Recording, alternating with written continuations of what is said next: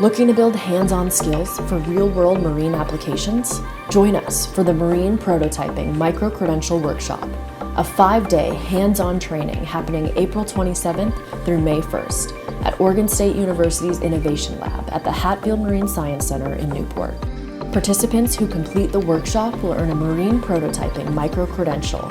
Applying a decent amount of pressure. And then I'd have to make the threads deeper. You're going to want eye protection, ear protection. Since I started with 5 volts. Up is our Z axis, or our carriage slide.